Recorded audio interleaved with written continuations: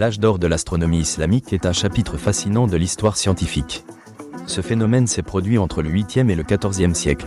Durant cette période, les savants et astronomes musulmans ont constitué une richesse inégalée en matière de connaissances célestes. Ce développement s'inscrit dans un contexte historique marqué par des échanges culturels et commerciaux.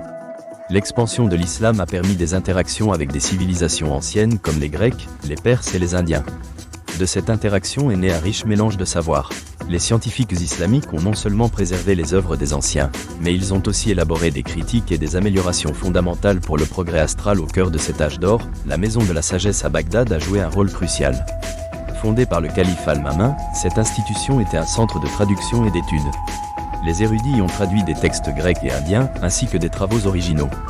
Leur approche méthodique et leur esprit critique ont conduit à des découvertes significatives. L'astronome éminent de cette période, Al-Khwarizmi, a contribué à l'astronomie en produisant des tables de position pour les planètes. Il a établi des méthodes mathématiques qui influencent encore l'analyse des mouvements célestes. Son ouvrage, intitulé Al-Zay, contenait des données précises qui ont marqué l'évolution de l'astronomie pratique. Al-Battani, reconnu pour sa précision, a amélioré les mesures de la durée de l'année solaire et du mouvement des corps célestes. Ses travaux ont été référencés par des astronomes européens au Moyen-Âge. Il a également révisé des concepts de l'astronomie grecque, en apportant des corrections importantes pour l'astronomie moderne. Ibn al-Haytham est une autre figure emblématique de cette période. Reconnu pour sa méthodologie scientifique, il a fait des contributions fondamentales à l'optique. Ses études ont enrichi la compréhension des réseaux de lumière, établissant une tendance vers des observations rigoureuses.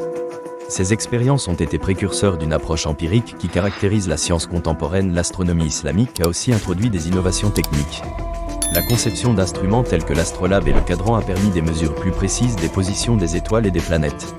Ces outils se sont révélés essentiels pour la navigation et l'astrologie, alliant des éléments mathématiques et géométriques. L'astronomie islamique a interagi étroitement avec la philosophie et la théologie. Les astronomes ont souvent concilié les enseignements coraniques avec leurs découvertes.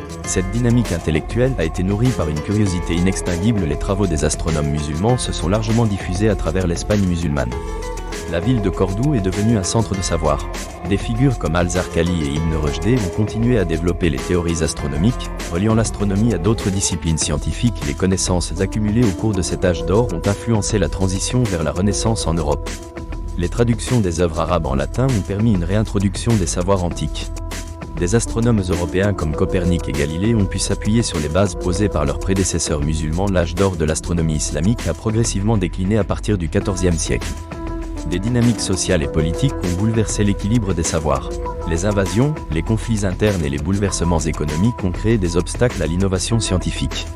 L'émergence de l'Occident a également contribué à cette situation. En conclusion, l'âge d'or de l'astronomie islamique a été déterminant pour le développement des connaissances astronomiques qui façonnent la science moderne. Les contributions des érudits de cette époque sont essentielles.